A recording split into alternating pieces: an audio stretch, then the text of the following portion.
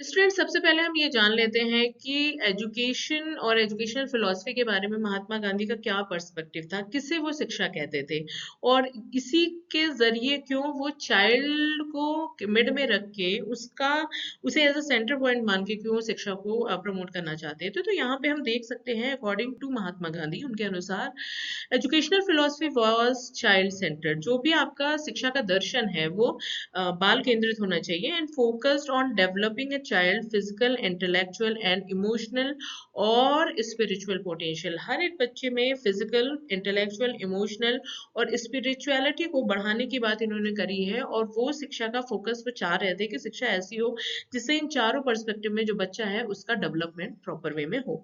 He believed that education should be a way to help children become a self-reliant and develop into responsible citizen.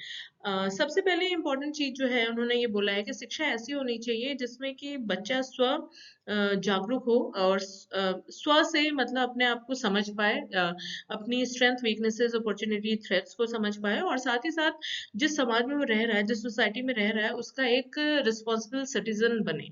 तो शिक्षा का ये दायित्व बनता है कि वो बालक को केंद्र में रख के ये सारी चीजें चीजें जो हैं वो बालक को सिखाई जाए, उसको ये सारी खूबियां बताई जाए। और कहीं ना कहीं यही मकसद था महात्मा गांधी का चाइल्ड सेंटर्ड एजुकेशन को लेके।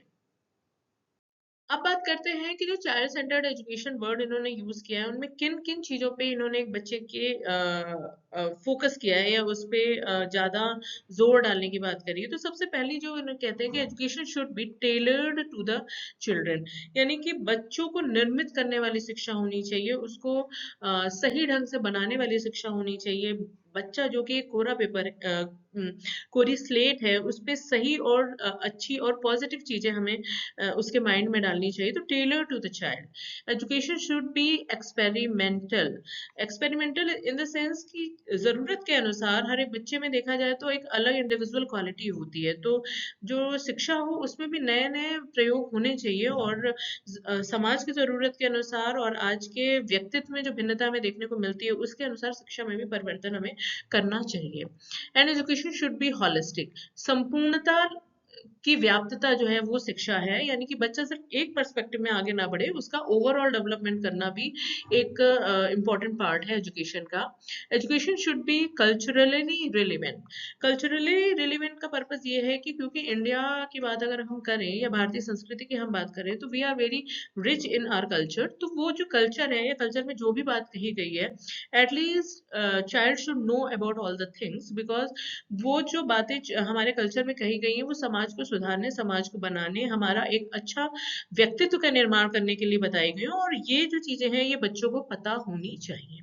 एजुकेशन शुड बी प्रैक्टिकल, और जो शिक्षा है वो प्रयोगात्मक होनी चाहिए। सिर्फ थ्योरेटिकल पार्ट्स की अपेक्षा हम बच्चों को जितना प्रयोग के माध्यम से शिक्षा देंगे वो उतना ही मतलब लॉन्ग लास्टिंग होगी, उसको ज्यादा बखूबी वो समझ पाएगा और उसके लिए वो बेहतर होगी। Education should B democratic. Democratic का यहाँ पे जो पर्पस है वो ये है कि लोकतांत्रिक भावना का विकास करें, और ये है क्योंकि हमारे राइट है उसके अंतर्गत भी है कि हर एक बच्चा क्योंकि इंडिविजुअल डिफरेंसेस रखता है, तो हर एक बच्चे को एक ही कैटेगरी में, एक ही मेथोडोलॉजी, एक ही सिलेबस, एक ही स्ट्रेटेजी से पढ़ाना कहीं के लिए भी न्याय संगत नहीं है।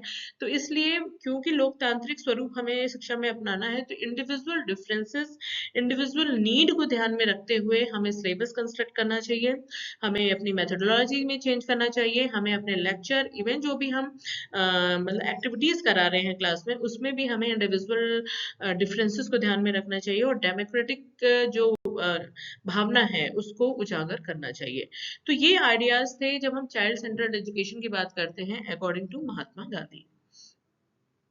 स्टूडेंट्स, अब हम बात कर लेते हैं गांधीज आइडिया फॉर एजुकेशन। जैसा कि हमने बात करी कि चाइल्ड सेंटर्ड एजुकेशन के बारे में किन किन चीजों को ध्यान में रखने की बात करते हैं, शिक्षा के बारे में किन किन चीजों को ध्यान में रखने की बात करते हैं, उस पर भी हमें बात करनी चाहिए। तो कहते हैं एजुकेशन शुड बी फ्री। पहली चीज तो ये कि जो शिक्षा है उसमें पैसे नहीं आने चाहिए, उसमें जात नहीं आनी चाहिए, उसमें रिलीजन नहीं आना चाहिए और ना ही उसमें क्षेत्रवादिता आनी चाहिए। तो it should be free, compulsory and universal.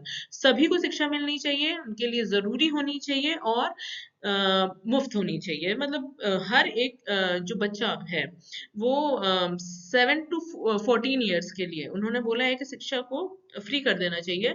उसमें कोई भी जात धर्म या पैसे की बात नहीं करनी चाहिए हमें। Education should be taught in child's mother tongue, जो कि आज की डेट में भी हम अगर बात करें तो एनईपी 2020 भी ये कह रही है कि बच्चा बचपन से जो चीजें सुन के आ रहा है, जिस लैंग्वेज को सुन के आ रहा है, उसे वो समझना शुरू कर दे रहा है। उस लैंग्वेज में अगर हम उसको शिक्षा दें तो कहीं ना कहीं जो उसका थॉट प्रोसेस है, अंडरस्टैंडिंग है, वो ज्यादा बेटर हो सकती है in comparison to other language जो कि स्कूल में वो थर्ड लैंग्वेज या सेकंड लैंग्वेज के रूप में पढ़ रहा है। तो मदर टंग को हमें ज्यादा प्रमोट करना चाहिए सिलेबस के तौर पे, या बच्चा जो एक्सप्लेन कर रहा है वो अपनी लैंग्वेज में अगर उसे एक्सप्लेन कर रहा है तो उसमें हमें उसकी कमियां नहीं देखनी चाहिए। एटलीस्ट हमें उसके अंडरस्टैंडिंग को ज्यादा तवज्जो देना चाहिए। Education should include manual training and drawing, और वही हम बात करते हैं तो जो शिक्षा है उसमें मैनुअल ट्रेनिंग और ड्राइंग पे बहुत ज्यादा फोकस करते हैं ये आपके महात्मा गांधी। कहते हैं कि ट्रेनिंग जब तक बच्चों को नहीं मिलेगी तब तक वो कैसे स्किल में आगे अपने आप को बढ़ा सके। तो शिक्षा तो अपनी जगह है, और साथ ही साथ उनको ड्राइंग एंड ट्रेनिंग की भी हमें टाइम टू टाइम क्लासेस करनी चाहिए।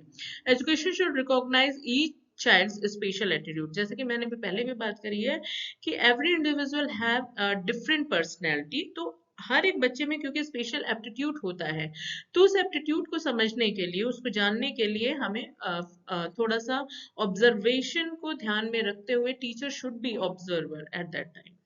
Education should explain the reason for each process, और कहीं ना कहीं जो शिक्षा है वो हर एक जो प्रक्रिया है उसका एक प्रकार का कारण होना चाहिए, एक्सप्लेनेशन होना चाहिए कि ये अगर ऐसा हो रहा है तो क्यों हो रहा है। तो एजुकेशन का आइडिया भी यहाँ से निकल के आ रहा है। And education should teach children to read before writing. कुछ भी आप अगर लिख रहे हो तो उससे पहले उसे पढ़ो, समझो, जानो, then you have to write it, कि क्या ये अपनी समझ से लिख रहे हो या फिर आपने सिर्फ उसे रट लिया है एग्जाम में अच्छे नंबर पास करने हैं। इस इनका कहने का मतलब ये था एटलीस्ट जो पूछा जा रहा है आप उसको सही से समझ के अपना पर्सपेक्टिव दे पा रहे हो या नहीं दे पा रहे हो।